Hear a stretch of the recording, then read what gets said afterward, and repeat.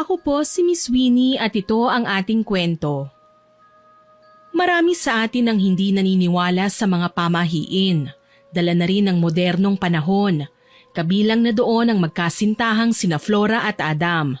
Ngunit tila mapaglaro talaga ang tadhana nang hindi nila pinakinggan ang mga babalang konektado sa pamahiin ng matatanda.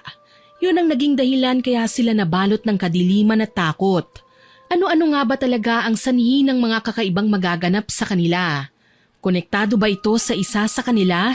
Malalagpasan kaya nila ang labang ito? Halina at sabay-sabay nating pakinggan ang istorya ng magkasintahang bubulabugin ng kanilang bangungot ng nakaraan. Honey, may magandang balita ako sa'yo. Makakalabas ka na today ng hospital. At hindi lang yun, nakakuha na rin ako ng mag-aalaga sa'yo. Mag-aalaga? Hindi ko naman kailangan yun eh. Kailangan. Nasabi ko naman sa'yo sa probinsya na muna tayo. Approved na rin yung pagkadestino ko ron. At dahil lagi akong nasa ospital, kailangan may maiwan kang kasama. Nasa ganoong pag-uusap sila nang may biglang kumatok. Sa pagpasok pa lang niya ay tila nakuha na niya kagad ang loob ni Flora. Hello everyone! Hello world! Kumusta na po ang pakiramdam nyo, my highness? Ayos na ako, pero tawagin mo na lang akong Flora. Ay, sige po, Ma'am Flora. Flora lang. Pag tinawag mo pa akong ma'am, ipatatanggal kita kay Adam. Ay, sorry naman po. Ate Flora na lang po pala. That's better. Siya nga pala si Mocha, ang magiging tagapangalaga at magbabantay sa'yo kapag wala ako, Han. Mukhang magkakasundo naman kami, kaya payag na ako. Parang mabait naman siya at mapagkakatiwalaan eh. Ay, mabuti naman po at nagustuhan niyo ako. Gagalingan ko po sa trabaho. Babantayan at aalagaan ko po kayong mabuti na parang nakatatanda kong kapatid. Hinaan mo ang boses mo. Nasa ospital pa rin tayo. Ay, pasensya na po, Doc. Nasabik lang po ako. Lalo na't ngayon lang din po ako makakarating ng Tagaytay. Balita ko po napakalamig doon. Marami ring masasarap na pagkain. Medyo. Kaya dapat magdala ka ng mga panlamig mo. Nakaready na po ang lahat. Halos lahat po ng long sleeves ko at jacket nakaimpake na. Anong oras po bang release ni Ate Flora? Today din ba, Han? Tumangulang si Adam bago nagpaalam sa mga ito. Nang araw ding yun ay narilis na sa ospital si Flora. Dumiretso na rin sila ng biyahe papuntang Tagaytay. Habang nasa biyahe ay walang ibang ginawa si Mocha kung hindi ang magpatawa. Kaya naman naging magaan ang biyahe nila at hindi nakakabagot. Ngunit sa kalagitnaan ay nakatulog din sina Flora at Mocha. Natatawa na lang si Adam habang nagmamaneho. Ilang oras pa ang lumipas at narating na nila ang lumang mansyon nila Adam. Doon ay sinalubong sila ng matandang caretaker na si Manang Ramona. Nandito na tayo. Wow! Bahay mo po to, Doc? Ang laki! Kahit luma na makikita pa rin ang ganda. Mukhang matibay rin ang pagkakagawa. Sa mga magulang ko ang bahay na yan. Minana nila sa mga ninuno namin. Pero dito ako lumaki at nangarap maging doktor. Mukhang maganda ngang dumito muna tayo. Maganda ang kapaligiran at mukhang sariwa ang hangin. Napapalibutan din ang bahay ng mga halaman at puno, kaya paniguradong malamig ang simoy ng hangin. Tara na, ipapakilala ko kayo sa caretaker namin. Mabait at maalaga si Manang, kaya alam kong magiging komportable ka rito, honey. Naunang bumaba si Adam. Pagkababa ay umikot siya sa pwesto ng kanyang nobya para alalayan ito. Kahit pa nga alam niyang nando naman si Mocha. Pagkababa nila ay kaagad na lumapit sa kanila ang caretaker na si Manang Ramona. Masayang binati naman nila ang matanda. Hello po, Manang Ramona. Kamusta na po kayo? Hello po. Kumusta ang biyahe? Nako, paniguradong napagod kayo. Ngumiti si Manang Ramona sa mga ito. Pagkatapos ay sumenyas na pumasok na sila. Masayang sumunod naman sila sa matandang caretaker. Doc, bakit parang mas excited pa sa atin si Manang? Ang lakas din ng boses niya. Ay, Pasensya na at hindi ko pala nasabi sa inyo. Mahina ang pandinig ni Manang Ramona, kaya malakas ang boses niya kapag nagsasalita. Ganun ba? Pero mukhang malakas pa naman si Manang ah. Huwag ka nang malungkot dahil kahit ganoon ang kalagayan niya, marami siyang talento at masayahin pa. Masarap siya magluto. Siya rin ang nagtanim ng mga namumulaklak na mga halaman dyan sa hardin. At higit sa lahat, siya na ang ikalawa kong ina. O tama na ang paliwanagan. Hinihintay na tayo ni Manang. Arat na! Paniguradong marami mga antigo ang loob ng magandang mansyon na ito. Ay, nasasabik na ako. Para ako nasa lumang panahon. Classic. Baka bigla kang atakihin sa puso ha? Naku, malayo-layo pa naman ang ospital dito. Magkakasabay ang tatlo na sumunod kay Manang Ramona. Bumungad sa kanila ang halimuyak ng napakabangong amoy ng lavender. Sumenyas naman ang matandang babae sa isang parte ng bahay kung saan ay may malaking vase na punong-puno ng lavender. At kaya pala nangangamoy sa buong paligid ang halimuyak nun ay dahil nakapwesto ito kung saan nahahagip ng electric fan. Maaliwalas rin ang buong bahay dahil bukod sa mabango ay napakalinis pa. Kahit ang alikabok ay mahihiyang kumapit sa mga muebles. Dumiretso naman ang magkasintahan sa silid ng doktor para makapagpahinga. Habang si Mocha naman, inihatid sa sarili niyang silid na gagamitin. Kinabukasan ay maagang nagising ang magkasintahan. Ngunit hindi na muna sila bumaba. Magandang umaga, honey. Magandang araw rin sa pinakamagandang babae sa buong mundo. Naku, nang uto ka na naman. Nananaginip ka pa yata eh. Sa paningin ko, ikaw ang pinakamaganda, pinakamabait, pinakamatalino at pinakamagaling na pintor. Ikaw talaga. Pero alam mo Han, mukhang marami nga akong makukuhang inspirasyon sa bagong tanawing nakikita ko. Napakaganda rito eh. Ibang-iba sa Maynila ang ambience at hangin dito. Isa yan sa purpose ng pananatili natin dito. Kaya mamaya bago ko umuwi galing ospital, dadaan ako sa mall. Bibilhan kita ng maraming canvas. Paniguradong ilang araw lang marami ka nang maipipinta. Salamat Hana. Makakabawi rin ako sa mga araw na hindi ako nakakapagpinta. Ilang buwan na lang magbubukas na ang auction eh. Kaya kailangan may matapos na ako. Kulang pa ang mga naipundar kong paintings. Naniniwala ako sa kakayahan mo. Isa pa, mahaba pa naman ang oras. Naputol lang ang kanilang pag-uusap nang makarinig sila ng katok. Tumayo naman si Adam at binuksan yon.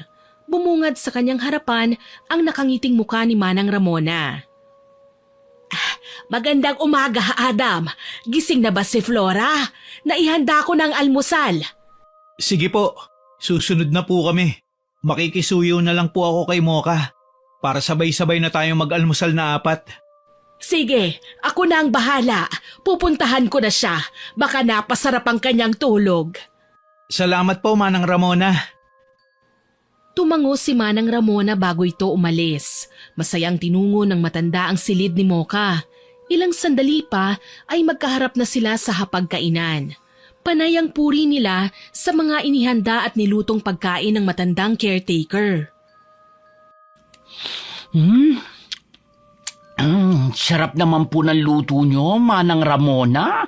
Mukhang masisira ang pinakaiingatan kong figure. Masaya akong marinig na nasarapan ka sa luto ko. Sabi ko naman sa inyo, masarap talagang magluto si Manang. Tama ka nga Han, napakasarap ng pagkakagawa ng soup at yung ginisang mga gulay. Naku panalo ang pagkakatimpla, hindi maalat at hindi rin matabang, malinamnam pa. Ay, true lalo ateng. Nako, ang mga batang ito, masyadong pinatataba ang aking puso. Maiba pala ako. Honey, gagabihin na ako mamaya ha. Don't worry, Doc. Ako na po ang bahala kay Ate Flora. Aalagaan ko siya ng mabuti. Kung ganun ay dapat na dagdagan ko pa ang baon mo. Maraming salamat po, Manang Ramona. Uy, huwag niyong kalimutan ang oras ng pag-inom niya ng gamot ha. Sigurado kasi ko na kapag sinimula na naman niyang makahawak ng brush, makakalimutan na naman niya ang oras. Huwag kang maglala, Doc. Ako po ang bahala. Ako pa ba?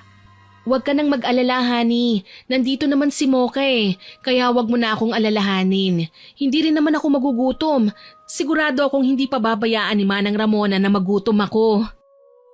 Tumangu-tango si Manang Ramona. Ganon din si Mocha. Napangiti na lang si Adam, sapagkat ngayon pa lang ay alam niyang magiging masaya ang pananatili nila roon. Nang matapos na silang kumain ay umalis na siya at nagtungo na sa ospital. Naiwanan naman ang tatlo. Habang naglilinis ng bahay si Manang Ramona ay naglibot naman ang dalawa sa hardin. Nang may makitang magandang lugar si Flora ay nagpasya siyang pumwesto roon at magpinta. Lumipas pa ang mga araw. Laging ganon ang senaryo nila sa lumang mansyon. Mas nakikilala pa nila ang isa't isa. Napalapit na rin sina Mocha at Flora kay Manang Ramona. Isang hapon na maagang nakauwi si Adam ay nadatnan niya ang kanyang nobya na nagpipinta. Honey, Han, ang aga mo naman yata ngayon. maaga akong nag-out.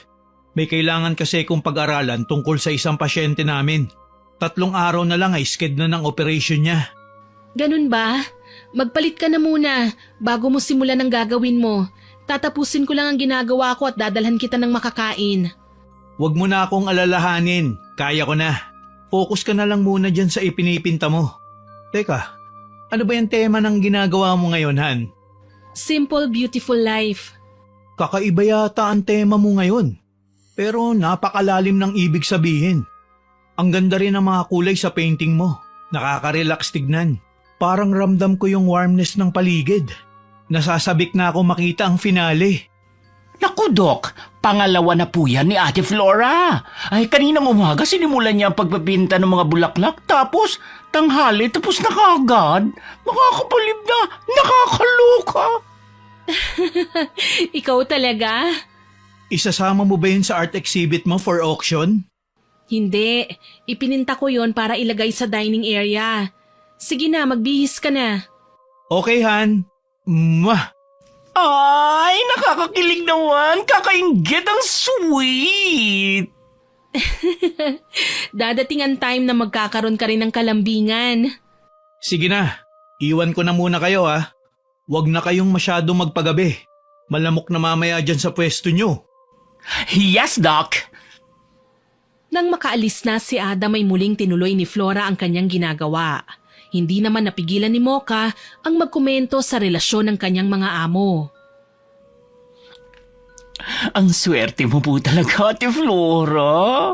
Napaka-supportive at napaka-maalaga pa ni Doc. Bonus pa na super pogi ni Doc Adam. Ganun naman talaga ang love, hindi ba? Kailangan suportahan natin kung anong nagpapasaya sa isa't isa. Siya sa pagiging doktor at pagtulong sa iba.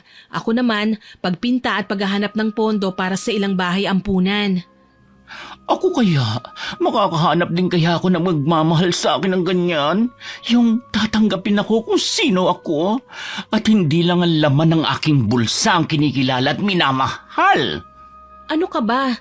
Siyempre naman, mabuti ang puso mo, masipag pa. Sino ang hindi magmamahal sa'yo? Ay, ang Ate Flora ng utupa. Alam ko naman na forever single na ako at tatandang mag-isa. Hanggang pangarap ko lang ang sinasabi ko kanina. Kasi napaka-imposible naman talaga, no? Kung gano'n, nandito kami ni Manang Ramona. Mamahalin at tatanggapin ka namin, kahit sino at ano ka pa. Oh, sweet!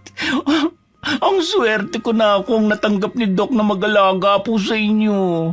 Kung hindi, baka hindi po kita nakilala. Eh di walang magmamahal sa akin. Ikaw talaga? Huwag ka nang magdrama. Tulungan mo na lang muna akong ligpitin at buhatin ng mga ito para makapasok na tayo. Malapit na ring magdilim at gusto ko nang ipakita kay Adam ang natapos ko. Magkatulong na inayos ng dalawa ang mga gamit ni Flora at magkasamang pumasok sa loob. Ilang araw pa ang lumipas. Mas lalong naging malapit sina Mocha at Flora. Maging si Manang Ramona ay nakakabiruan na rin nila. Isang araw ng linggo, nasa ospital na nun si Adam.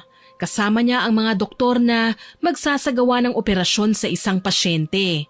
Kaya katulad ng dati, silang tatlo lang ang naiwan sa bahay. Isang bisitang hindi inaasahan ang biglang dumating. Hindi ito kilala nila Mocha at Flora. Pero nang hanapin ito si Adam, ay inimbitahan na muna nila itong pumasok sa loob. Sa pag-aakalang isa ito sa mga kakilala ng doktor. Tao po, Adam? Ay, miss, wala si Doc ngayon, nasa ospital. Ganun ba? Akala ko'y nandito siya. Ibibigay ko sana sa kanyang niluto ko eh. Wala po siya eh. Pero nandito po si Ate Flora. Kung gusto nyo, sasamahan ko po kayo sa kanya. Para sa kanya nyo na lang iabot ang bibigay nyo kay Doc. Flora? Opo, siya ang kasintahan ni Doc. Ang alam ko nga po, malapit na rin silang ikasal. Ganun ba? Nasaan siya? Ay, nasa loob po. Hali kayo, pasok kayo.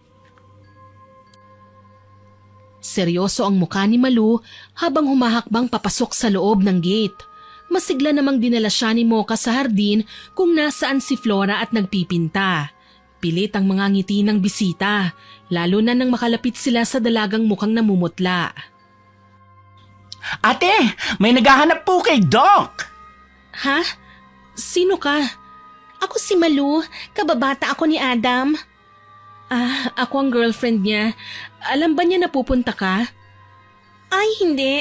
Nagbapakasakali lang akong nandito siya. Matagal na rin kasi namin siyang hindi nakakasama ng mga kababata namin eh. Matalik niya akong kaibigan nung mga nag-aaral pa kami. Ganun ba? Wala siya dito eh. Baka mamayang gabi pa ang uwi niya.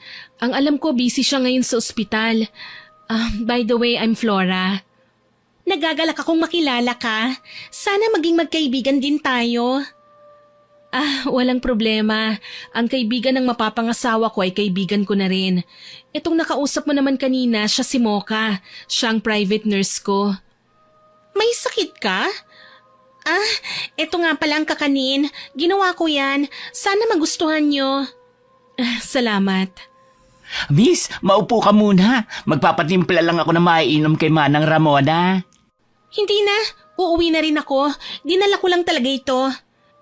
Ganun ba? Salamat dito ha. Walang anuman. Nagagalak akong makilala ka, Flora. Sana ay makapagkwentuhan tayo sa susunod. Walang problema. Nandito lang naman ako lagi sa bahay eh.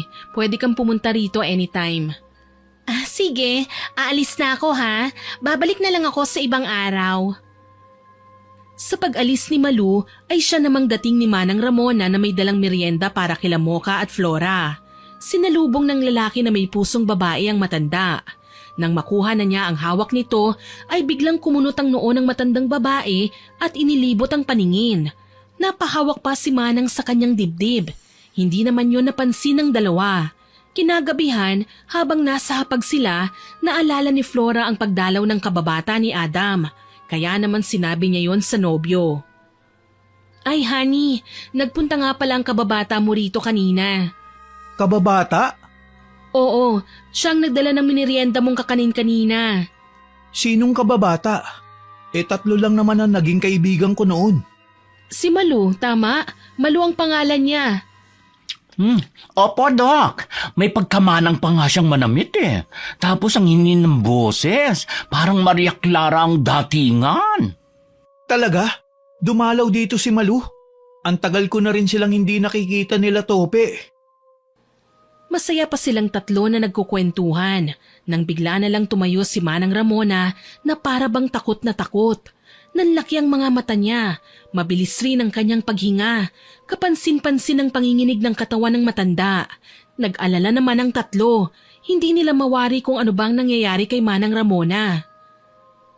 Anong sinabi niyo? Nagpunta rito si Malu? Kaya pala mabigat ang pakiramdam ko kanina.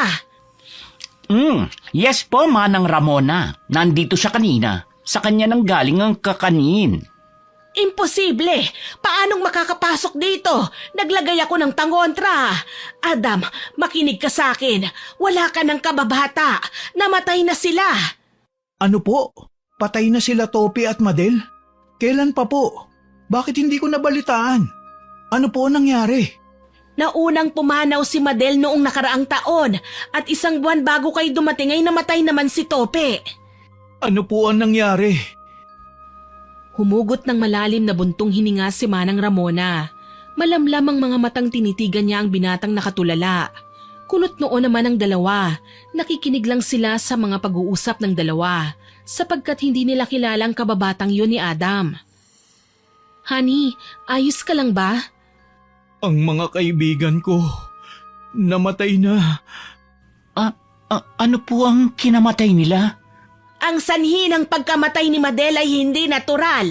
Ayon sa nakalakihan ko, sumuway siya sa isang pamahiin. At si Tope naman nagpakamatay. Pero may mga nagsasabi naman ang kabaliwan niya ang talagang rason. Hindi talaga namin alam kung dahil sa pagkawala ni Madel o dahil wala na siya sa katinuan. Pamahiin? Ano pong pamahiin? Tungkol sa itim na pusang sumalubong sa kanya. May paniniwala kasi rito sa amin na kapag may pupuntahan ka at may nasa lubong kang itim na pusa ay malas daw yon. Hindi ka na dapat pang tumuloy sa pupuntahan mo. Pero hindi naniwala sa ganoong bagay si Madel. Sinubukan pa siyang pigilan ni Tope. Ngunit hindi siya nakinig. Tinawanan pa niya ang paniniwalang yun. Ay, ang sad naman po. Ganyan din sa probinsya namin eh. Marami silang pamahiin at paniniwala. Naniniwala rin ang pamilya ko sa mga ganun. Wala naman pong mawawala kung maniniwala tayo sa mga ganung bagay, di ba? Ang mabuti pa kumain na muna tayo. Saka na natin pag-usapan ang bagay na yan. Nagkibit-balikat lang ang dalawa, habang si Manang Ramona naman ay nagpatuloy na sa kanyang pagkain. Lumipas pa ang mga araw. Nagkaroon ng malaking problema si Adam sa ospital. Isa sa mga pasyente niya ang namatay dahil sa isang pagkakamali ng isang nurse na nagbigay ng maling gamot. At siya ang sinisisi ng pamilya nito. Kaya nang makauwi siya, talagang mabigat ang kanyang pakiramdam. Han, parang ang tamlay mo. May nangyari ba sa ospital? Namatay ang isa sa mga pasyente ko. At hindi yung matanggap ng pamilya niya. Galit na galit sila sa akin. Gusto mo ba ng kape? Sandali at ipagtitimpla kita. Hintayin mo ko rito. Muli ay bumuntong hininga si Adam, habang si Flora naman ay nagpunta sa kusina. Nang matapos ay bumalik na muli siya sa patio. Honey, eto na ang kape mo. Salamat, honey. Nasaan nga pala si Mocha? Naliligo. Napasarap kasi ang kwentuhan namin kanina eh. Kaya ngayon lang siya nakaligo. Pasensya na, Han. Alam ko na hindi ako dapat nagpapakita sa'yo ng kahinaan. Kaya nga kita dinala rito para makapag-relax ka. Mailayo sa magulong mundo ng Maynila. Pero ganito ang nangyayari. Honey, masaya naman ako rito eh. Pero syempre kung may problema ka, dapat na suportahan din kita. Partners tayo, hindi ba? Ang swerte ko talaga sa'yo. Kaya mahal na mahal kita eh. Ikaw talaga? Payakap nga ako. Nakangiti namang tumayo si Flora at lumapit sa kanyang nobyo na si Adam. Yumakap naman ito sa bewang ng babae. Yun naman ang dinatna ni Mocha. Ay, kaya naman pala daming langgam eh. Ang sweet-sweet nyo na naman. Ikaw talaga, Mocha? Ginulat mo kami sa tiling yun ah. Mag-good night lang sana po ako sa inyo. Mukhang naistorbo ko pa ang lambingan nyo. Hindi ka naman nakaka-estorbo, ano ka ba? Mabuti pa nga magpahinga na tayong lahat. Honey, kung gusto mo na magpahinga, mauna ka nang umakyat. Magpapahangin lang ako at uubusin ko lang tong kape ko. Sigurado ka, Han?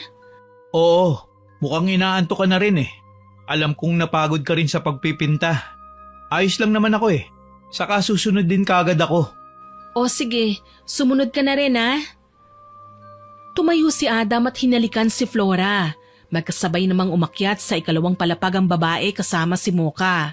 Pagdating doon ay nagkanya-kanya na sila ng pasok sa mga silid nila. Lumipas pa ang mga sandali at humiga na si Flora sa kama. Hindi na niya namalayang nakatulog na pala siya. Habang si Mocha naman ay kumakanta-kanta pa sa harap ng salamin habang nagpapahid ng kung ano-anong produktong pampaganda sa kanyang muka. Nang matapos na ay tsaka lang ito humiga at nagpahinga. Nang lumalim na ang tulog niya, hindi niya na napansin ang isang anino ng babae na nakakubli sa likod ng kurtina. Ngunit bigla siyang napadilat nang makarinig ng umiiyak. Nagtataka pa siya nang sa pagdilat ng kanyang mga mata ay nasa hardin sila ni Flora. Ate Flora? Tulungan mo ako, Mocha. Ayoko pang mamatay. Ha? Ano po ba sinasabi mo, Ate Flora? Anong mamamatay? Ayos ka lang po ba? Naku, mukhang napasok ng hamog ang ulo mo. Ano ba kasi ang ginagawa natin dito sa labas? Di ba umakyat na tayo doon sa kwarto kanina? Huwag kang maingay. Nandyan na sila. Kukunin nila tayo. Papatayin nila tayo. Ha? Sino? Wala namang ibang tao rito maliban sa ating dalawa eh. At saka, Makinig kang mabuti. Papatayin nila tayo. ate, huwag ka naman pong ganyan. Natatakot na po ako. Ano ba talaga kasi nangyayari? Hindi pa man nakakasagot ang kausap ni Mocha ay bigla na lang siyang napaatras. Bigla na lang nangitim ang mga labi ni Flora. May dugo ring tumutulo sa kanyang mga mata. Nanginginig at hindi malaman ni Mocha kung ano ang kanyang gagawin. Pero mas higit na natakot siya nang magsalita ang dalaga.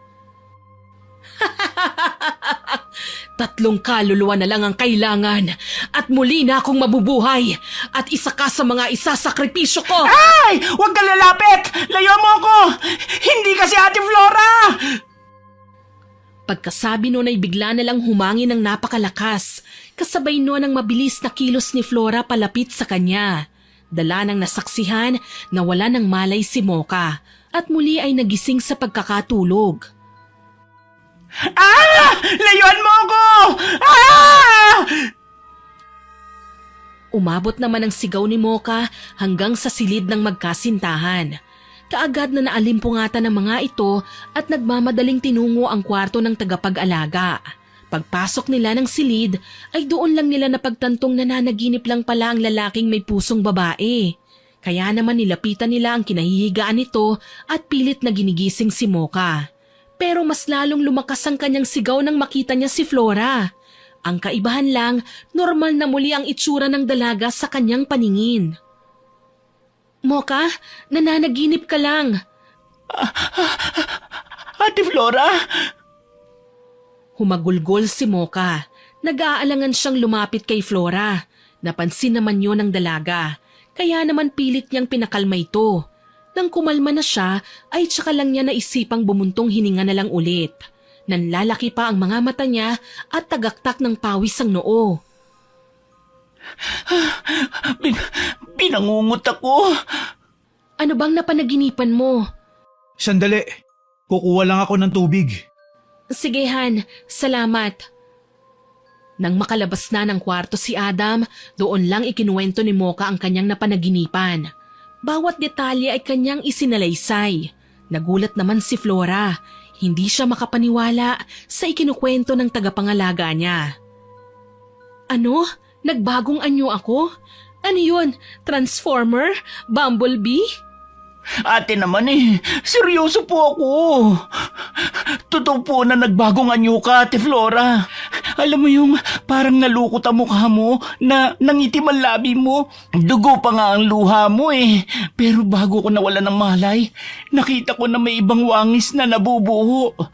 Pero hindi ko masyado naaaninag. Parang biglang lumabo ang imahe. Hanggang sa gisingin niyo na po ako. Baka naman kasi hindi ka muna nagdasal bago natulog. Nagdasal po ako. Alam mo naman po na lumaki ako sa tradisyonal na pamilya. Lagi po ako nagdadasal pagkagising, bago kumain, pagkatapos kumain, bago matulog. Naputol ang kanilang pag-uusap nang bumalik si Adam na may dalang isang basong tubig at pitsil. Kaagad namang inasikaso ni Flora si Mocha. Ipinaglagay niya ito ng tubig sa baso, bago yun inaabot sa tagapag-alaga niya. Matapos ang pangyayari ng gabing yun, hindi na muli pang nagpapatay ng ilaw sa kanyang silid si Mocha. Natatakot na siya na baka sa susunod, mas lumala pa ang kanyang mga panaginip. Isang araw ay muling bumalik si Malu sa lumang mansyon. May dala na naman itong pagkain. Hello? Ay, Malu? Paano ka nakapasok? Naiwan yung nakabukas ang gate, kaya pumasok na lang ako. Ganun ba? Mabuti na lang pala at ikaw lang ang pumasok. Paano na lang kung mapasok na pala kami ng masasamang loob? Huwag kang mag-alala. Dito sa amin ay halos magkakakilala at magkakaibigan ng mga tao. Oo nga pala, nagdala ako ng kakanin. Masarap ito. Ako ang nagluto. Mukhang ang masarap pa. Iba ito sa nakaraan ah. May latik pa sa ibabaw. Siyempre naman, paborito ito ni Adam. Ay, ate, kukuha lang po ako na maiinom. Parang bigla ako nauhaw. Ikaw po ba? Masarap itong isabay sa kape, kaya kape na lang siguro. Tumangulang si Mocha at saka nagtungo sa loob ng bahay, habang ang dalawang babae naman ay naiwan sa hardin. Malu, nalaman ko mula kay Adam na magkababata nga kayo at may kaibigan pa kayo, sina Madel at Tope. Oo, bata pa lang kami, magkakasama na kami noon. Kasama namin palaging naglalaro sina Madel at Tope. Dito sa hardin kami madalas, kahit nung nag-aaral pa kami ay magkakasama na kaming 4. Nabalitaan ko rin na wala na daw ang dalawa niyong kaibigan. Tama ka, matapos maaksidente ni Madel ay nabaliw si Tope. Mahal na mahal kasi niya ang isang yun eh. Noong nakaraang taon ay nagpahinga na rin siya. Nagpahinga? Tinapos niya ang kanyang sariling buhay, kaya ang saya ko nang malaman kong nakabalik na si Adam dito. Kahit papano ay alam kong may isa pa akong kaibigan. Sayang nga at lagi kayong hindi nagpapang-abot eh. Ayos lang yon, mabuti nga at nakilala kita eh. Madadagdagan na naman ang mga kaibigan ko. Ibinaba ni Flora ang kanyang hawak na brush at hinarap si Malu. Nginitian niya ang kababata ng kanyang nobyo. Talaga? Oo nga pala, ilang buwan na lang ay ikakasal na kami. Saktong wala pa akong bridesmaid eh. Okay lang ba na ikaw ang kunin ko? Nagulat naman si Malu sa inihayag ni Flora. Naghahalo-halo ang kanyang nararamdaman ng mga sandaling yun. Nasasaktan siya, kahit pa nga alam niyang wala siyang karapatan. Magkaganon pa man, pinilit niyang pasayahin ang kanyang sarili. Talaga? Gagawin mo yon kahit hindi mo pa ako masyadong kilala? Oo naman, isa pa'y bahagi ka ng buhay ng mapapangasawa ko at kaibigan mo na rin ako. So, okay lang ba sa'yo? Maraming salamat. Nakakatuwa naman. Ngayon lang ako naimbitahan sa kasal eh. Magiging bridesmaid pa ako. Nagyakapan ng dalawa na animo ay matagal nang magkakilala. Lingid kay Flora ay nagbago ang ekspresyon ni Malu. Ang masayang mukha nito ay naging mabangis, na puno ng galit ang mga mata. Yun naman ang inabutan ni Mocha, ngunit hindi niya nakita ang mabilis na pagbabago ng ekspresyon ni Malu. Ay, anong drama yan? Kakaloka kayo? Nawala lang ako saglit para magtimpla ng kape. Masaya lang kami. May bridesmaid na ako. Mas masarap pag-usapan yan habang nagkakape at kumakain. Kaya ano pang hinihintay nyo? Attack! Masaya namang inanyayahang maupo ni Flora si Malu sa patio. Doon ay pinagsaluhan nila ang dalang pagkain ng dalagang kababata ni Adam. Ngunit ipinagtabi na muna ng ilang hiwa ng dalaga ang kanyang kasintahan. Nagkwentuhan lang silang tatlo hanggang sa magpaalam na nga si Malu. Lumipas pa ang mga oras at dumating na rin si Adam. Malalim na ang gabi noon kaya tanging si Flora na lang ang gising. Inasikaso na lang niya ang nobyo at pinaghain ito ng makakain. Pagkatapos ay sabay na silang nagtungo sa kanilang silid. Doon ay nag-usap silang dalawa. Ay Han, nakalimutan kong sabihin. Kanina galing ulit dito si Malu. Sayang nga at lagi kayong nagkakasalisi eh. Sa kanya galing ang minerienda mo kanina, yung kakanin. Talaga? Ang weird. Ano namang weird doon? May iba ako. Mukha siyang mabait ha. Nagkakawentuhan kasi kami kanina eh. Sobrang close pala kayo nun. Oo, Han. Gusto ko siyang maging bridesmaid at wala ka nang magagawa kasi nasabi ko na yun sa kanya. Sigurado ka ba sa desisyon mo? Labis na pag-aalinlangan ang nadarama ni Adam sapagkat batid niyang hindi pa alam ng kanyang nobya ang totoong nakaraan nila ni Malu. Bakit ka naman ganyan magtanong? Parang hindi ka sang-ayon Ayokong naglilihim sa'yo, Han. Naalala mo ba yung kinikwento ko nun sa'yo na nagka-girlfriend ako nung grade 6? Oo, nabanggit nga niya sa akin noon. Sabi mo pa nga ay parang laro-laro lang dahil mga bata pa kayo at naging magkaibigan na lang. Don't tell me na si Malu yun. Siya nga, Han. Sandaling natahimik si Flora. Pinakiramdaman niya ang kanyang sarili. Nang masiguradong walang kahit maliit na selos siyang nadarama, ay muli siyang ngumiti. Wala namang kaso sa akin yun eh. Ikaw na ang nagsabi na mga bata pa kayo noon. Hindi mo siya pinagseselosan? Hindi. Isa pa ay magkaibigan lang naman kayo ngayon, hindi ba? Anong problema ron? May iba ko. Kumusta sa ospital? Ganun pa rin. Ang mabuti pa, magpahinga na muna tayo. Okay, good night, Han. I love you. Good night. I love you more.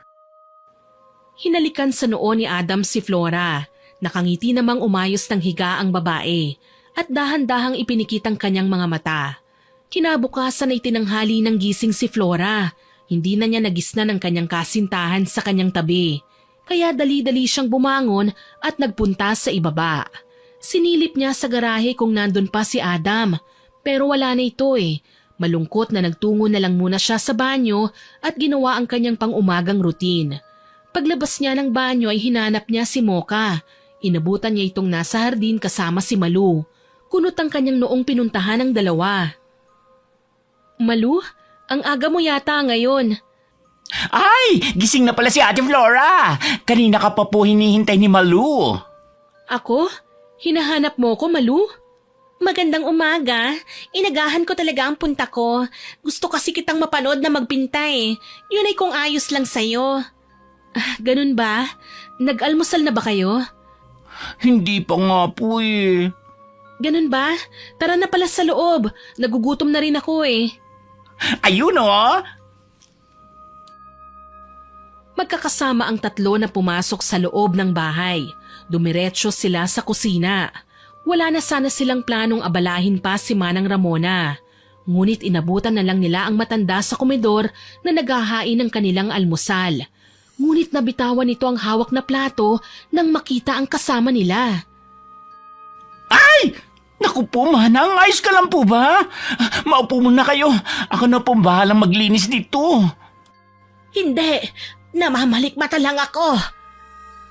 Ngunit sa kanyang pagtingala ay nakita niyang muli ang mukha ni Malu. Sandaling natulala siya. Nang mahimasmasan ay nataranta at natakot na tumayo siya. Nanginginig ang kanyang mga kamay. Nagulat pa siya nang biglang nagsalita ang nag-aalangang si Flora. Ayos lang po ba kayo, Manang Ramona? Mukhang hindi po magandang pakiramdam niyo ah. May sakit po ba kayo? Anong ginagawa mo rito? Humakbang si Manang Ramona palapit kay Malu at hinawakan pa niya ang magkabilang braso ng dalaga. Galit na nakipagtitigan pa ito at sa hindi inaasahang pagkakataon, bigla na lang itinulak ni Manang Ramona si Malu. Dahil doon ay natumbang dalaga. Labis na nagulat ang dalawa sa ginawa ng matanda. Ay, Manang! Ano po bang nangyayari? Hindi nyo dapat pinapasok ang nilalang na ito sa bahay. Hindi nyo alam ang pinapapasok nyo. Kapahamakan! Humanda tayong lahat sa sigalot na maidudulot nito. Ate, dadaling ko na muna si Manang sa kwarto niya. Mukhang hindi maganda pakiramdam niya eh. Ate Malu, pasensya ka na ha? Nang maiwan ang dalawang dalaga, ay kaagad na nagtanong si Flora kung ayos lang ba ito. Muli ay nagpanggap si Malu na nasasaktan sa tratong ipinakita ni Manang Ramona. Ayos lang ako. Nasabik lang siguro si Manang Ramona na makita akong muli. At saka mukhang hindi talaga maayos ang kanyang pakiramdam. Kung hindi mo mamasamain, may itatanong lang sana ako sa'yo. Ano yun?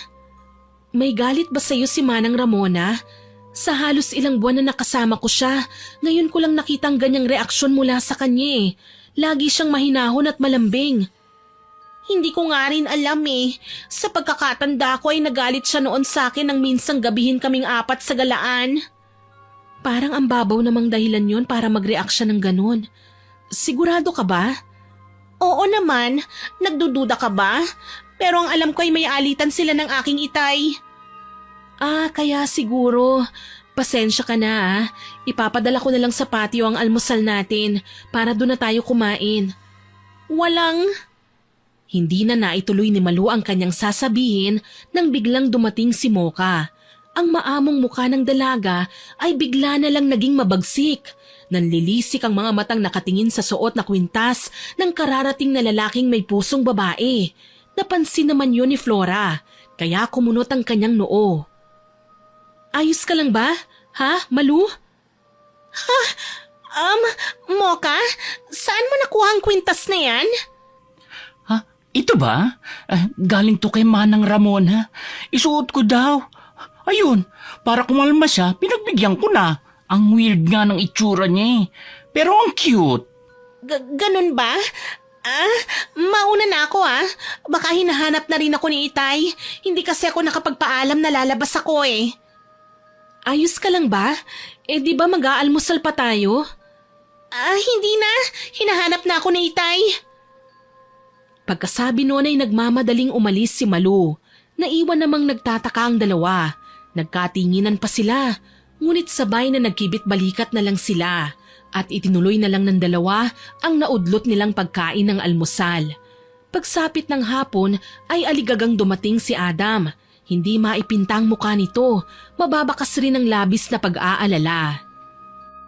Han, anong nangyari? Bakit ka ba aligaga? May nangyari ba sa ospital? Wala. Ay naku, Dok! Namumutla ka. Tapos pawis na pawis ka. Wala nga.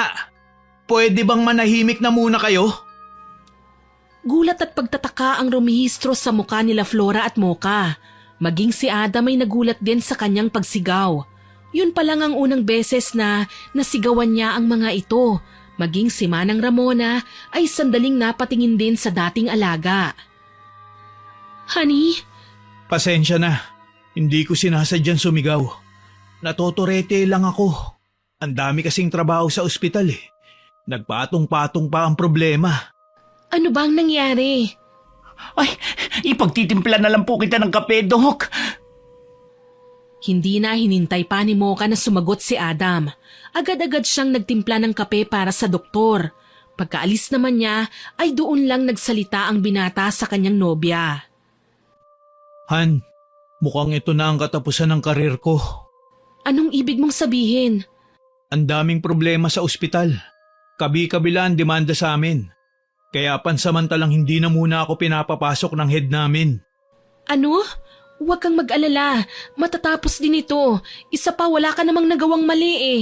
Kaya huwag kang panghinaan ng loob, okay? Nakakalungkot lang. Bata pa lang ako, pinapangarap ko na magligtas ng buhay. Pero kahit gaano ko kagusto na makatulong ay hindi naman ako Diyos.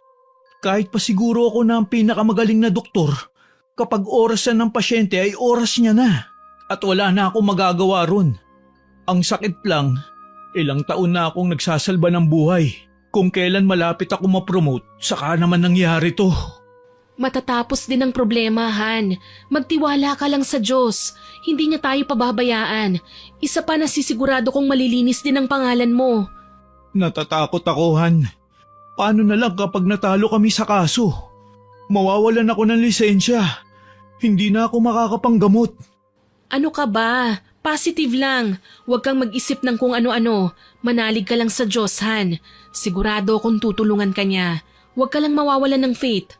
Isa pa, pagsubok lang naman yan eh. Maraming salamat, Han.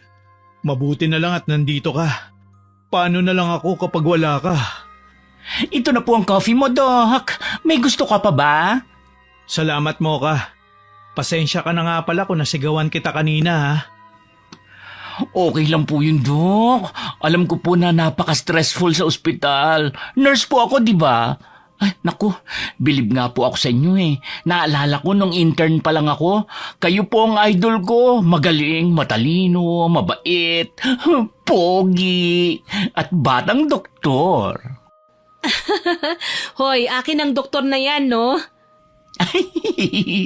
Alam ko po yun, Ate Flora. Wala naman akong laban sa iyo eh. Isa pa, humahanga lang ako kay Doc. Si ate naman. Huwag kang mag-alala mo ka. Pwede naman akong maging kuya eh. Yay! May pogi na akong kuya! Ikaw talaga, Mocha? Tila gumaan ang pakiramdam ni Adam dahil kila Flora at Mocha. Sa mga araw na lumipas, nanatili lang si Adam sa bahay. Kaya naman mas madalas nakasama ni Mocha si Manang Ramona. Isang tanghaling nagpapahinga ang magkasintahan, biglang lumapit sa kanila sina Mocha at Manang Ramona. Ate, Dok, may gusto raw pong ibigay si Manang Ramona sa inyo eh. Ayaw naman po niyang ipaabot na lang. Ano po ba yun, Manang? Sumenya si Manang Ramona at saka mabilis na hinila ang braso ni Adam. Isinuot ng matanda ang isang bracelet na kulay pula. May palawit ito na bilog na parang eyeball. Napangiti naman ang binata. Aba, marunong pala si Manang gumawa ng mga ganyan. Ang pagkakaalam ko po, evil eye ang tawag dyan. Mabenta yan ngayon sa market. Ang sweet talaga ni Manang. Proteksyon mo yan laban sa masamang elemento at mga tao. Mukhang kailangan mo nga yan, honey. Maraming salamat po. Magre-react pa sana si Flora nang lumapit sa kanya si Manang Ramona at binigyan naman siya ng isang kwintas. Pagkatapos maisuot ay mababakas ang pag-aalala nito habang nagsasalita. Nagtataka naman si Flora. Hindi niya makuha kung ano ang nais iparating ng matandang katiwala. Mag-iingat ka. Hindi lahat ng nakikita ng iyong mata ay totoo. Marami ang mapanlinlang sa mundo. Mas makabubuti rin kung lalayo ka sa ibang tao na ngayon mo palang nakilala. Ito'y magdadala lang sa inyo ng kapahamakan, kadiliman at walang hanggang pagdurusa. Matapos maisuot ang kwintas kay Flora, ay bumaling siya kay Adam. Hinawakan pa niya ang dalawang kamay ng binata. Nangungusap ang mga matang, nagbitiw ito ng mga makahulugang salita. Ilayo mo si Flora sa kanya. Kung talagang mahal mo siya ay gagawin mo ang aking sinasabi. Manang naman, alam kong mabigat po ang loob niyo kay Malu. Pero kababata ko po siya. Ano naman po ang masamang gagawin niya kay Flora? Mabait po si Malu.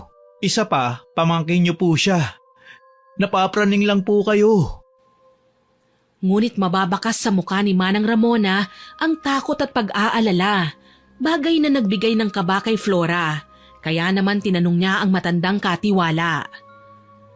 Ano po bang ibig niyong sabihin, Manang Ramona?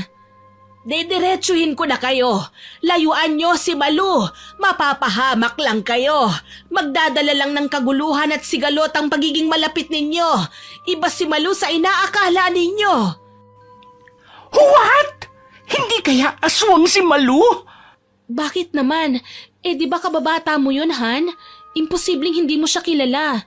Hindi ko nga rin maintindihan eh. Manang Ramona, mukhang pagod lang po kayo. Naiiyak na tinitigan ni Manang Ramona si Adam. Para bang may nais pa itong sabihin. Ngunit naunahan lang ni Mocha na magsalita. Kaya naglakad na lang ang matanda palabas ng silid ng magkasintahan. Hinayaan na lang niya ang mga ito na humanap ng kasagutan sa kanilang mga katanungan. Hala! Naalala ko na parang natakot siya sa suot kong kwintas. Bigay sa akin to ni Manang. Ang weird. Sigurado ba si Manang sa sinasabi niya? Hay, ang mabuti pa gawin na lang natin. Wala namang masama kung paniniwalaan natin si Manang Ramona. Saka ngayon lang siya nagkaganyan. Baka dala na rin ng katandaan. Yun nga ang kanilang ginawa. Sa tuwing pupunta roon si Malu ay iniiwasan nila. Minsan ay nagpapanggap pa sila na may pupuntahan para makaiwas dito. Napansin naman ni Malu na iniiwasan nga siya ng tatlo. Madalas pa ay si Manang Ramona ang humaharap sa kanya. Kaya galit na kinausap niya ang kanyang ama. Nakakainis! Buwisit na matandang yon. Kahit kailan pa kay Alamera. Noong nag-aaral pa lang kami, kinontra na niya ang gayuma kay Adam. Ngayon naman kinokontra niya ang pagiging buo ko. Peste talagang matandang yon. Kahit kailan talaga ang bastardang yun. Huwag kang mag-alala. Ako ang bahala. Hindi ako nagpakahirap ng ilang taon para lang mabaliwala ang mga ginawa ko. Hindi ako papayag. Turuan mo nga po ng leksyon ng bruhang yon. Matapos sirain ang pamilya nyo, buhay ko naman ang pinipeste. Huwag kang mag-alala. Kahit gaano pa siya kagaling mangontra, Sisiguruhin kong matatalo ko siya. Nakalimutan mo yatang akong pinakamagaling na manggagaway dito sa lugar natin. Isa pa, pipitsuging apo lang siya ng yumaong albularyo. Ano naman ang magiging laban niya sa akin? Nagawa ko nga siyang tanggalan ng pandinig eh. Mabuti kung ganon. Hindi ako makakapayag na hindi ako mabubuo. Isa pa ibabawiin ko pa kay Flora ang lalaking dapat ay akin. Ako na ang bahala. Ang mabuti pa, ipahinga mo muna yung katawan mo. Tandaan mo, hindi ka pa tuluyang buo. Hindi ka pa dapat masyadong mapagod. Opo, Itay. Maraming salamat. Aasahan ko pang parusa na gagawin nyo sa pakialamerang kapatid nyo. Huwag ka mag-alala. Kayang-kaya ko ang anak sa labas ng ama ko. Sige po, matutulog na po muna ako. Medyo nahihilo pa rin kasi ako eh. Parang nangihina pa ang aking katawan. Sige. Matapos ang pag-uusap ng dalawa, ay kaagad na nagsagawa ng isang ritual na pambabarang si Dolfo. Habang si Manang Ramona naman ay abalang-abala sa kanyang paglilinis sa sala. Nagulat pa siya nang bigla na lang tumunog ang lumang orasan. Marahas na napalingon doon ang matanda. Nagtatakang lumapit siya roon. Nakita niyang mali ang oras na nakatala. Balak sana niyang ayusin yon nang bigla na lang umugayo ng napakalakas. At sa ibabaw noon ay nakita niya ang mukha ni Malu na punong-puno ng dugo. Nakangisi ito sa kanya. Bagamat nagulat ay hindi siya natakot. Ilalabas na sana niya mula sa kanyang bulsa ang isang amulet nang mabilis na tumama sa kanyang malaking lumang orasan. Nadaganan siya nito. Dala ng katandaan at pagkatama ng kanyang ulo, nawalan siya ng malay. Yun naman ang inabutan ng tatlo na kagagaling lang sa palengke. Manang Ramona! Moka, paandarin mo ang sasakyan! Si Manang! Oh my gosh! Oo, ang sasakyan! Natatarantang tumakbo pabalik ng kotse si Moka. Mabuti na lang ay may alam siya sa pagmamaneho. Kaya naman inilipat niya yon sa harap ng front door. Ilang sandali pa ay binuhat na ni Adam si Manang Ramona. Nakasunod naman si Flora na puno ng pag-aalalang muka. Nang maibaba na si Manang sa loob ng sasakyan ay kaagad na bumaba si Moka. Pumalit naman sa driver's seat si Adam. Bago umalis ay nagbilin pa ang binata. Moka, maiwan ka na rito. Para kung may kailangang isunod sa ospital na gamit, itatawag na lang namin sa'yo. Opo, mag-iingat po kayo, Doc. Matapos ang maiksing pag-uusap, mabilis na nagmaneho si Adam papuntang ospital. Ilang minuto lang naman ang layo nun, kaya wala pang isang oras ay nakarating sila sa pupuntahan. Kaagad namang inasikaso ng mga doktor ang matanda, habang ang dalawang magkasintahan parehas na hindi mapakali. Sana po ay maging maayos si Manang. Paanong bumagsak ang orasan na yun? Parang napaka-imposible. Han, hindi na dapat nating hinahayaan na magtrabaho si Manang eh. Pakiramdam ko malaki ang kasalanan natin eh. Hani, sa tingin mo, paano nabagsakan ng orasan si Manang? Baka sinubukan niyang hilahin yon para malinisan ang likod. Alam mo naman na masyadong clean freak si Manang Ramona eh. Pwede nga, no? Ay, bakit ba kasi biglang pumasok na lang sa isip ko ang kanyang mga sinabi noon? Ilang sandali pa, lumabas na ang doktor na tumingin kay Manang Ramona. Sinabi nito na napahintunan nila ang pagdurugo ng ulo nito na tinamaan ng kanto ng orasan. Magkaganon pa man, kinakailangan daw nilang tahiin ng sugat sapagkat napakalalim nun. Sinabihan na rin sila ng doktor na maaaring magkaroon ng crack ang bungo ng matanda. Hindi pa nila masabi sapagkat hinihintay pa nila ang resulta ng x-ray nito. Lumipas pa ang mga oras at nalaman na nila ang tunay na lagay ni Manang Ramona. Bagamat nagamot na ito, marami silang nakitang mga butong na bali. May tama rin ang bungo nito. Kinausap na sila ng doktor na 50-50 raw ang survival rate ng matanda sapagkat mahina na ang katawan nito dahil na rin sa kanyang edad. Kawawa naman si Manang. Wala na ba siyang kamag-anak? Tanging si Mang Dolfo at Malu na lang ang kamag-anak niyang buhay. Si Malu? Akala ko ba ayaw niya kay Malu? Magkapatid sa ama sina Manang Ramona at Mang Dolfo na ama naman ni Malu. Seryoso ka ba sa... Naputo lang sasabihin ni Flora nang biglang magising si Manang Ramona. Nangihinaman ito ay pilit pa rin itong nagsalita. Kahit pa nga sa mahina, paunti-unti ay naihayag niya pa rin ang kanyang nais. Nagbilin din ito kung ano ang kanilang gagawin. Ayon sa matanda, kailangan malagyan ng proteksyon ang buong bahay. Anong proteksyon? Para saan? Pinapabalik niya ako sa bahay. Kailangan ko raw maglagay ng proteksyon. Kailangan ko raw magsaboy ng asin sa buong paligid. May pinapalagay din siya sa akin sa itaas ng pinto. Sige, ako na munang bahalang magbantay sa kanya. Sigurado ka? Sige, bibilisan ko na lang. Matapos makapagpaalam ay umalis na rin si Adam. Tinawagan na rin niya si Mocha at sinabi na maghanda ng mga gamit na sinabi ni Manang. Dumaan na rin muna siya sa bilihan at bumili ng sandamakmak na asin, kandila at insenso. Habang si Flora naman na naiwan ay labis na naaawa sa sinapit ng matanda. Gamit ang konting lakas ay may naiabot sa kanya ang matanda. Isa yung amulet na hugis bilog. Magtatanong pa sana siya kung para saan yun. Ngunit naalala niya na nanghihina pa nga pala ito. Kaya ipinagpaliban na lang niya ang katanungang nais ibato. Mocha, nandito na ako. Nakahanda na ba mga tinawag ko sa'yo? Opo, itong lumang kaldero na lang po ang pinaghaluan ko ng lupa at asin. Pwede na yan. Paglalagyan natin ng insenso. Doon ka sa taas. Ako nang bahala rito sa baba. Tandaan mo dapat lahat ng parte ng bahay sabuyan mo ng asin. Pagkatapos, magguhit ka rin ng mga asin sa harap ng mga pintuan. Pagkatapos mo ay bumaba ka na. Isasagawa naman natin ang pagsisindi ng mga kandila. Roger, Doc. Para tayong mga exorcist ba yun?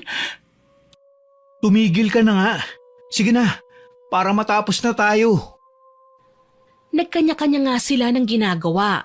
Nang matapos ang pagsasaboy ng asin, nagsindi na ng 3 kandila si Adam. Pagkatapos ay pinausok na rin nila ang mga insenso at inilibot yon sa buong bahay. Kailangan makabalik tayo sa mga kandila bago pa ito maubos. Yun ang bilin ni Manang. Nakakakilabot na nakakasabik.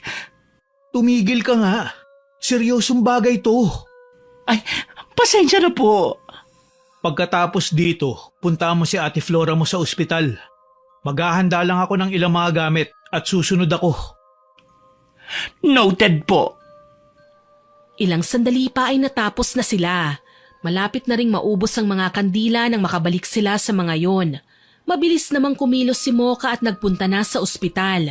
Ngunit sa kanyang pagdating, iba na pala ang kanyang maaabutan. Nasaan ka na ba, Adam? Ate Flora? Mocha, wala na si Manang Ramona. Kanina lang ay may inaabot pa siya sa akin. Tapos nagpahinga siya. Noong akala ko ay okay na, ay bigla na lang siyang nangisay. Tapos ay... Oh, tahan na, Ate Flora. Kumalma ka po. Alam kong masakit. Kahit po sa akin, masakit din eh. Parang lola ko na si Manang. Pero kailangan po natin maipaalam kaagad to kay Doc. Tama ka. Hindi ko rin naman maibabalik pa ang buhay niya kung iiyak lang ako rito eh. Sandali, tatawagan ko ang kuya mo. Nanginginig ang mga kamay ni Flora na dinayal ang numero ng telepono ni Adam. 2 ring lang ay kaagad namang sumagot ang binata. Han, pabalik na ako sa ospital. Kumuha lang ako ng mga gamit natin. Para kahit hindi na tayo alis ng alis dyan sa pagbabantay. Han? Wala na si Manang. Wala na si Manang? Bakit hindi niya ako hinintay? May sasabihin pa sana si Flora nang tawagin siya ng isang hospital staff. Ipinaalam lang sa kanila na nasa morgue na ang katawan ni Manang Ramona.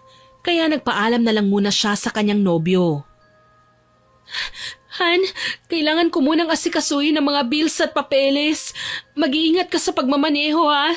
Hintayin ka namin dito. Sige, Han. Tatawag na rin ako ng puneraryang kukuha sa katawan ni Manang. Yun na nga ang kanilang ginawa. Panay naman ang suporta ni Mocha kay Flora na para bang wala sa sarili. Ilang oras pa ang lumipas at nakauwi na silang tatlo. Nakuha na rin ng punerarya ang bangkay ng matanda. Naayos na nila ang lahat. Pagdating pa lang sa bahay ay magkakatulong silang nagplano ng pagbuburol sa mabait na matanda. Nang biglang pumasok sa isipan ni Flora ang isang bagay. Han, sa palagay ko ay karapatan nila Malu na malamang wala na si Manang, lalo na't sila lang palang kamag-anak niya. Sige, bukas ng umaga ipuntahan natin sila. Pero sa ngayon magpahinga na muna kayo ni Mocha. Dahil paniguradong kailangan natin ng lakas. Hindi lang emosyonal, kundi sa pisikal din. Malungkot na yumakap si Flora kay Adam. Pagkatapos noon ay inalalayan siya ni Mocha na magtungo sa kanyang silid. Kinabukasan ay maagang nagtungo ang magkasintahan sa bahay ng mag-ama, habang si Mocha naiwang naghihintay sa pagdating ng mga taga-punerarya. Tao po! Malu? Mang Dolfo? Anong kailangan niyo? Bakit kayo nandito? Tao po! Flora? Adam? Mabuti't nadalaw kayo. Lagi ko kayong hindi naaabutan sa lumang mansyon eh. Malu, nandito lang kami para ibalita sa inyo na wala na si Manang Ramona. Naaksidente siya kahapon. Eh anong kinalaman ng bastardang yun sa aming mag-ama? Itay, wag naman po kayong ganyan. Kahit naman po anak siya ni Lolo sa ibang babae, kapatid niyo pa rin siya. Tiyahin ko pa rin po siya. Ay nako, kahit anong sabihin mo, wala pa rin akong pakialam sa babaeng yun. Padabog na nag-walk out si Dolfo sa tatlo, habang si Malu naman ay palihim na napangiti. Nagkunwari siyang nalulungkot at naiiyak. Pasensya na kayo kay Itay. Kahit ano talagang pakiusap ko ay galit pa rin siya kay Tia eh. Isa siguro yan sa dahilan kung bakit mas pinili ni Manang Ramona na manatili na lang sa mansyon. Hindi talaga sila magkasundo. Pero hindi ka naman galit kay Manang, hindi ba? Madadalaw mo ba siya kahit sa huling mga araw niya? Oo naman, kahit pagbalik-balik ta rin ko pang mundo, kadugo ko pa rin siya. Salamat naman. Hindi, ako ang dapat na magpasalamat sa inyo. Pauwi na ba kayo? Sasabay na ako. Gusto kong makita ang aking tiyahin. Matapos magpaalam sa kanyang itay ay sumama si Malu pabalik sa mansyon. Ngunit pagbaba niya ng sasakyan ay nangunot ang kanyang noo sapagkat pakiramdam niya ay napapaso siya. Isinawalang bahala niya yon nung una. Ngunit nang papasok na sila sa loob ng bahay ay nagulat siya sapagkat hindi siya makapasok. Napapaso rin ang kanyang balat. Ayos ka lang ba, Malu? Oo, parang sumama lang ang pakiramdam ko. Maiwan ko na muna kayong dalawa rito. Titignan ko lang kung maayos na ang lahat. Sige. Flora, mauna ka na ring pumasok. Magpapahangin lang ako bago sumunod. Okay. Ngunit matapos ang pag-uusap nilang yon ay hindi na muling nagpakita pa si Malu sa kanila. Lumipas na rin ang mga araw. Nailibing na si Manang. Pero wala pa ring Malu na nagpunta. Nalungkot man si Flora ay wala siyang nagawa. Inisip na lang niya na baka may malalim na dahilan ng dalaga. Lumipas pa ang mga araw. Muling nakabalik sa trabaho si Adam. Napatunayang wala itong sala sa mga ibinibintang ng pamilyang nagdemanda rito. Akala nila ay babalik na sa normal ang lahat. Ngunit isang gabi, napakalakas ng ulan sa labas ng mansyon. Malalakas ang pagkulog na may kasama pang mabababang pagkidlat. Abala ang dalaga sa pagpapatuyo ng kanyang basang buhok nang makarinig siya ng malakas na kalubog mula sa labas. Kasunod nun ay ang malakas na tili ni Mocha. Mocha? Ay, multo! Auntie Flora! May multo! Si Manang Ramona! Mocha! Naku ka, ano bang ginagawa mo? Aray ko! Ang balakang ko! Hindi ka kasi nag-iingat eh. Ayan tuloy, nalaglag ka sa hagdanan. Sandali at titignan ko sa labas kung may masasakyan tayong tricycle. Dadalhin kita sa ospital. Ate, masakit lang ang balakang ko, pero hindi ko na kailangan pumunta sa ospital. Dapat sa espiritista tayo pumunta kasi may mumu rito. Ano ka ba naman? Ganyan na nga ang nangyari sa'yo, nagagawa mo pang magbiro. Halika nga at maupo ka muna sa sofa. Sa kanilang pagtayo, bigla na lang namatay ang lahat ng ilaw sa loob ng mansyon. Kasabay nun ay ang biglang pagbukas ng front door. Dala ng takot ay naistatwa ang dalawa. Mas lalo pang nanindig ang kanilang balahibo nang biglang humangin ng napakalakas. May mga tuyong dahon din na pumasok. Pagkatapos nun ay walang ano-anong sumulpot si Malu. Seryoso ang mukha nitong lumapit sa kanilang dalawa. Anak ng kakaloka ka, girl! May pag-grand! Hindi na natapos ni Mocha ang kanyang sasabihin nang bigla na lang siyang tumalsik palayo sa kinatatayuan nila kanina. Nanlaki ang mga mata ni Flora sa sobrang pagkagulat. Bago pa siya makahuma ay sinakal na siya ni Malu. Anong ginagawa mo? Malu! Mamatay ka na! Mamatay ka! Bitiwan mo si Ate Flora! Brooke Shield ka! Manahimik ka! Wala akong pakialam sa sasabihin mo! Ang mahalaga sa akin ay mawala si Flora! Sagabal siya sa pagmamahalan namin ni Adam! Isa pa ay kailangan ko ang puso niya para muli na akong tuluyang makabalik dito sa mundo! Nahihibang ka na! Nang sandaling yon ay naisipan ni Mocha na tawagan si Adam para humingi ng tulong. Ilang ring pa bago ito nakasagot. Doon naman siya eksaktong napansin ni Malu, kaya walang pag-aalinlangang ibinato niya si Flora sa gawin ni Mocha. Akala niyo ba ay kakayanin niyo ako? Pwes nagkakamali kayo! Sigurado ako sa mga sandaling ito ay nasa kalagitnaan na ng ritual si Itay. At sa oras na mangyari yon, mabubura ka na sa puso at isipan ng lahat! Ang tsaka mo! Kamukha mo si Annabelle the Killer Doll! Ako lang naman ang kailangan mo, hindi ba? Tumakbo ka na, Mocha! Huwag mo na akong alalahanin pa! Binasag ni Malu sa ulo ni Flora ang isang vase. Lingid sa dalaga, naririnig pala lahat yon ni Adam.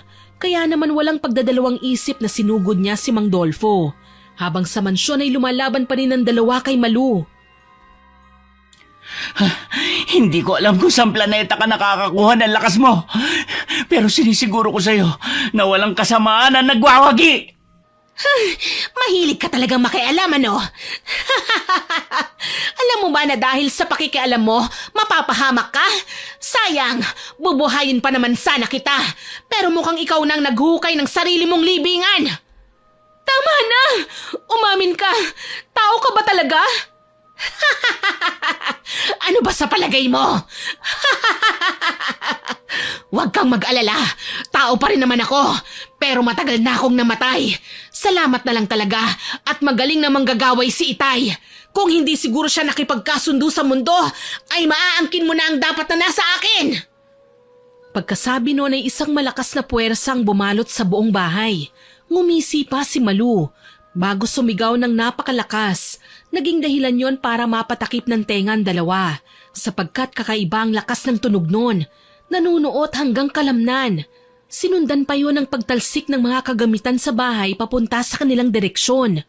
Tumama ang ilan sa kanilang ulo, kung kaya magkasunod na nawalan ng malay ang dalawa, habang si Adam naman palihim na pinasok ang kubo ng mag-ama. Doon ay naabutan niyang nakadapa ang matanda. Papaluin na sana niya ito sa ulo nang masalagyo ni Mang Dolfo. Isa kang pangahas! Demonyo kayo! Ngayon alam ko na kung bakit ayaw na ayaw sa inyo ni Manang Ramona. Hayop kayo! Dapat sa inyo mamatay! Nagpapatawa ka ba? Bago mo ako mapatay, uunahin ko na ang babae mo! Kinakabahan si Adam ng mga sandaling yon. Hindi niya malaman ang kanyang gagawin. Nang magawi ang kanyang tingin sa labas ng bintana, nakita niya roon si Manang Ramona na sumisenyas. Hindi man niya alam kung totoo ang kanyang nakita, ay sinunod niya ang mga sinabi nito. Mula sa kanyang bulsa ay inilabas niya ang amulet na naiwan ni Flora sa kotse na alam niyang kay Manang Ramona nang galing. Itinaas niya yon. At saka malakas na ibinato sa malaking larawan ni Malu na siyang dinadasalan kanina ng matanda. Hindi! ang anak ko! Ang pagbabalik ng anak ko! Tarantado ka! Papatayin kita! Naging maagap si Adam. Sa paglapit ni Mang Dolfo ay sinakto rin niya ang pagpapatama rito sa batok ng kanyang malakas na hampas. Dahil doon ay nawalan ng malay ang matanda. Doon lang dumating ang mga tanod na kanyang pinapunta roon. Habang sa mansyon naman ay wala pa ring malay ang dalawa. At si Malu naman halos mabaliw nang makitang nagiging abo na siya at humahalo sa ihip ng hangin. Hindi! Hindi maaari! Kasabay sa tuluyang paglalaho nito ay ang pagbukas naman ng mga mata ni Flora. Kaagad na inalala niya si Mocha na hanggang ngayon ay wala pa ring malay. Ilang sandali pa ay dumating na ang iba pang mga tanod. Sila ang nagdala sa kanila sa ospital. Simula nang mangyari yon, mas lalo pang nagmahalan ng magkasintahan. Mas napalapit din sila kay Mocha. Bago tayo bumalik sa Manila, alam kong gusto niyo munang dumaan kay Manang Ramona. Kaya magpaalam na kayo. Ako na po mauna. Manang Ramona, parang awa niyo na po. Huwag na po kayong magpapakita sa akin ulit. Matatakotin po ako eh. Sa palagay ko, nagpakita lang nun si Manang para balaan kayo sa paparating na panganib. Dahil ganun din ang nangyari sa akin. Tama ka, Han. Kahit sa kabilang buhay ay mahal na mahal tayo ni Manang Ramona. Sayang nga lang at maiksi ang naging pagsasama namin. May sasabihin pa ba kayo kay Manang? Sabihin niyo ng lahat. Kasi baka mapadalang na ang pagdalaw natin sa kanya. Wala naman akong dapat na sabihin eh. Alam kong alam niya ang nararamdaman ko. Me too. Pagkagaling sa sementeryo, bumiyahe na sila pabalik ng Maynila. Ngunit baon naman nila ang ilang alaala mula sa isang taong minahal sila at pinrotektahan. Simula ng araw na yon, hindi na halos mapaghiwalay ang tatlo. Itinrato na rin kapatid ng magkasintahan si Mocha. Habang si Mocha ayaw nang tumanggap ng kahit anong bayad na binibigay nila. Dahil para sa kanya, sapat na ang lahat ng tulong ng mga ito sa kanya. Sa karanasang ito, masasabi kong marami sa atin na kapag ginusto ay ipinipilit. Pero hindi lahat ay maaari mong makuha dahil kahit gaano pa natin kagusto na mangyari ang isang bagay, kung hindi nakalaan ay hindi magaganap. Kagaya na lang ng storya natin ngayon. Sa kagustuhan ni Dolfo na mabuhay ang kanyang anak, ay nakipagkasundo siya sa kalaban ng kabutihan. Kaya gumawa siya ng bagay na mali at nagdala sa kanya sa kapahamakan. Isa pa, ang patay na ay patay na. Lagi nating tatandaan na tanging ang Diyos lang ang may kakayahang magbigay muli sa atin ng buhay at hindi ng kung sino-sino pa. Alalahanin natin na walang hihigit pa sa kapangyarihan ng Diyos Ama. Hanggang dito na lamang po. Naway nagustuhan niyo ang ating kwento ngayong araw. Maraming salamat at God bless. Sana po ay nagustuhan niyo ang ibinahagi kong kwento. Pero bago ko po tapusin ito, hindi makukumpleto ang upload na ito nang walang shoutout. Shoutout po kay Lolita Mariano, kay Marco Mejia Enriquez, kay Lorena Marate, kay Jennifer Pepito, hello din po kay Minari Miui, kay Babaeng Mahiwaga, kay Ma'am Joanna Reyes, kay Ma'am Mary Joy Sabaresa, shoutout din po kay Romalyn Concepcion, kay Lalin May, kay Jennifer Oanyo, kay Ma'am Josefina Fuelias, kay Beamski Vlog, at hello din po kay Christian Agoncillo, kay Ma'am Rosa Anrama, kay Lengleng, kay Monet Taningco, kay Malu Hapin. Shoutout din po kay Erica na anak ni Glef Plenel na magbe-birthday po ngayong September 30. Advance happy birthday, Erica! Hello din po kay Bernadette Liantejero, Elma Bufete, kay Michael Gamboa, at sa mga regular listeners po natin na sina Ma'am Lynette Reparado, Ma'am Maria Benitez, kay Aisel Mays na nag-comment po na bawasan po ang background music. Sige po, ayusin po natin yan sa susunod na upload ko po. Hello din po kay Rosalina Bugayon na laging nakikinig sa atin, kay Vivian Baterbonia, Petronilla Balyelos, Leonora Consensino, kay Jackie Lindago, kay Ma'am Lea Gawaran, at sa mga apo niyang sinahana, JD, Audrey, Nico at Sabi. Pati na rin sa mga anak niyang sina Miko at Kate at kay Daddy Alex Reyes. Hello po sa inyo dyan! Hello din po kay Chris Gel Mamado, kay Marco Nanes, kay Kimberly Espanola at kay Chef Lance MBB. Maraming salamat po sa lahat ng nakinig at nagkomento. Abangan po ninyo sana ulit ang susunod nating upload at huwag kalimutang mag-subscribe, like, share and comment sa kwento natin. Para po malaman nyo kung may bagong upload tayo, pindutin lang po ninyo ang notification bell para mabilis nyo itong makita. Mahihingin din po pala ako sa inyo mga mahal kong listeners. Ipagbigay alam po ninyo sa akin ang mga channel na nagnanakaw ng videos natin at sabay-sabay po natin silang i-report. Aasahan ko pa rin po ang inyong suporta ha. Muli, ako po si Miss Winnie na nagpapasalamat sa inyong pakikinig.